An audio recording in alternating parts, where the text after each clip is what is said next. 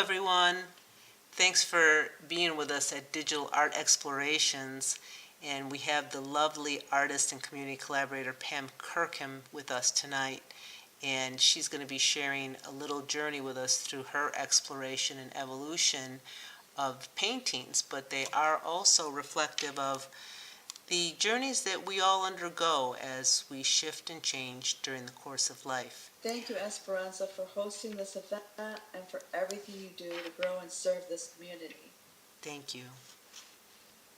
So I want to talk a little bit about my motivation. I'm very motivated to help people heal through the viewing of my art.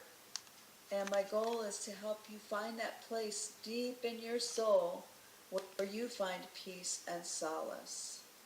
So looking at this first piece, my inspiration for the ancient one came from a visit to Aztec ruins in New Mexico, which is also the home of the Great Kiva.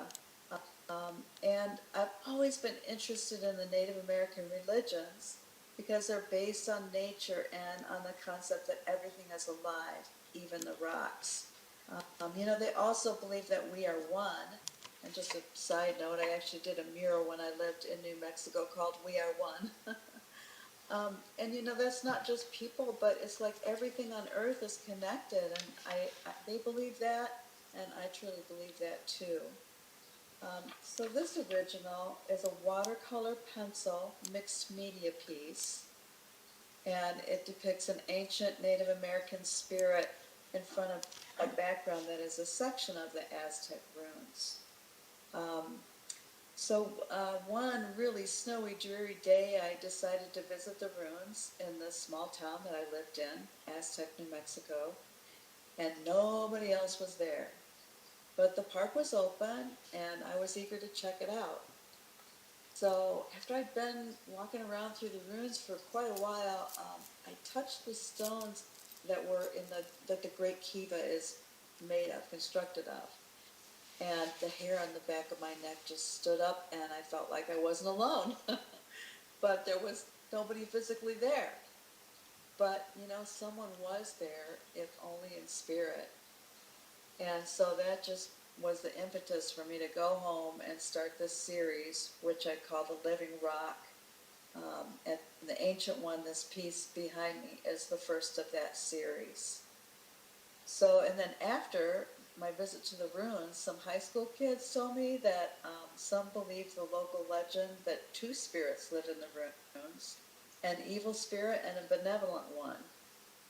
And I have to say, I felt the presence of them both in different ways as I made my way through the ruins. Some spots I felt like really positive and, good, and felt like I could kind of imagine what the people were doing when they lived there, like in their daily lives and stuff, cooking and whatnot. And then I got into another part of the ruins, and it was kind of like, ooh, maybe I shouldn't be here. Time to go home. Yep. But, so the Living Rock series combines different rune sites with Native American faces and figures, which, they are the spirits that remain in the ruins. I feel like those spirits will always be there. The series is sold out, but you can check out the watercolor pencils by going to my website. This is a painting entitled The Rhythm of Sea and Sky, and this is the other original piece that I started with to combine and come up with the digital image, which you'll see at the very end. As I said before, I believe everything on this earth is alive and connected. It's people, animals, plants, rocks, water, and the air we breathe. So that's why the name of the series for this particular painting that this one came from is Water, Altitude, and Atmosphere. And I just feel closest to the Supreme Being when I'm near water or in the mountains, whether you call it God, Allah, Buddha, or whatever. For me, it's like the further out I swim in Lake Michigan, or the higher up in the Rocky Mountains I go, the more intensely I feel it. So, think about, where do you feel it the most? Do you feel it more when you're meditating or in a certain place in nature? Or, where Where do you feel it the most? So be thinking about that. Maybe we'll come back to that at the end. And if you don't mind, So, Pam, I wanted just to mention, and if you can imagine where we're at in this space, although it is a virtual space, we can use our imagination and be in the mountains right now. Thanks, Pam. yeah, absolutely. Yeah, that's so cool. I love this space that you've created and where you put it in space is just so cool. I used to walk along Lake Michigan and just think about things, even when I was a little kid. And this particular piece is about, was inspired by all those days of my youth when I felt alone or I struggle with life's challenges. I just find solace at the lake. I don't know what it is about that in my nature, but that's where I solve my problems. So whether it's summertime and I'm reveling in body surfing and lazing on the shore, or if it's the middle of winter and I'm just sitting in my car looking out on the frozen lake, somehow the lake just helps me solve my problems, Nice. I was out there this one really stormy autumn day, and I took a video of mighty Lake Michigan's raging waves. I know you have seen those, Esperanza. Yes. And I just feel so alive, when the wind whips my hair around and tiny drops of water cool my face. So on this particular stormy day, I took a video of the waves, and I froze the video on the frame that I wanted to paint. And then I used a photo that I had taken on a different day as reference to paint the sky. And then, the whole feel of this painting is, there is that rhythm to nature.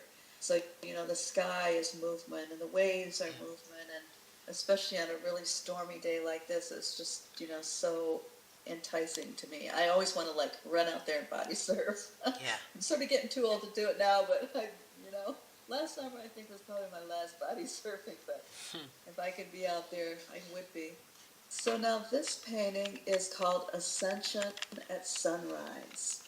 And so this is where I took the seagulls from this painting. So the inspiration for this painting, is that, you're at the beach, you look up in the sky, and the birds are just all flying up there and ascending. And so, that's, again, I'm at the beach, that's my spiritual place. So I have to say, I also met this lady there. Her name is Nancy. And I think she was probably about 78 at the time. And this little bitty woman, she's probably 4'10" and just really petite. And she would go down to the beach every single day. She couldn't drive, so she'd walk down there. It's like 1.5 miles down there. And she would drag back these pieces of driftwood bigger than her. And she'd collect beach glass. She had just a whole, 2 whole aquariums just full of beach glass. And, so I just love the fact that sometimes when I'm at the beach, I meet some really interesting people, and she is one of those. For sure. So she took a photo of the seagulls, and that's what I based this painting on. I always use photo reference. This one, now you can see where I've taken the first painting the second painting that I showed you of the lake, and I'm just using that same image digitally, but I put a blue filter on it so that it makes it a monochromatic blue, okay? And then I use Photoshop to isolate the birds from the painting we just came from. And they have a great upgraded version of remove background in Photoshop now, and it just takes everything away except the bird, And so then I was able to just take that bird and make it blue also, posterize it, to make it a little bit more, high contrasty, I guess you'd say. And then I had to figure out what size to make the birds and which ones to go where, to make it look like a natural scene. So that's how I got to this point. All right, so this is the final image. So now you can see that, the ancient one, that very first picture that we started with, that painting has been, actually I posterized the image, I made the transparency be less so that you can kind of, he's just sort of a ghost image there. And he superimposed over the last painting that we went to that had the lake made blue and the birds added.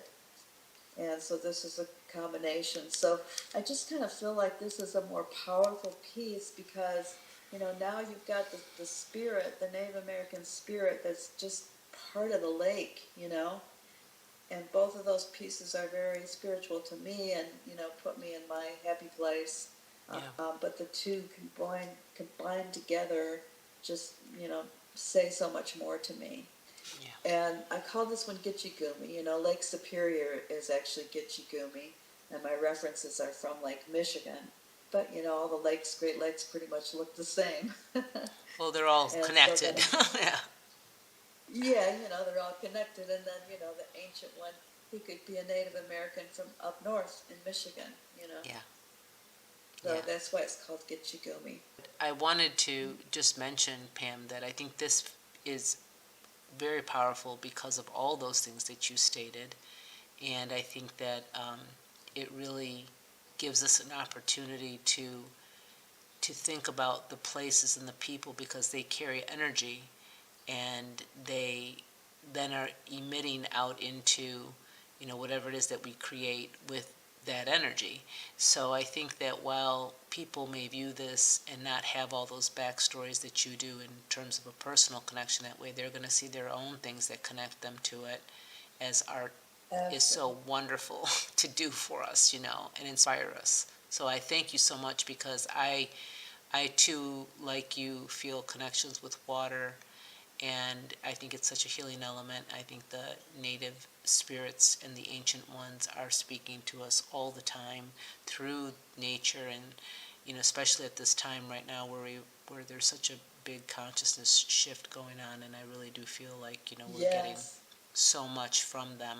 So it's good to connect in all the ways.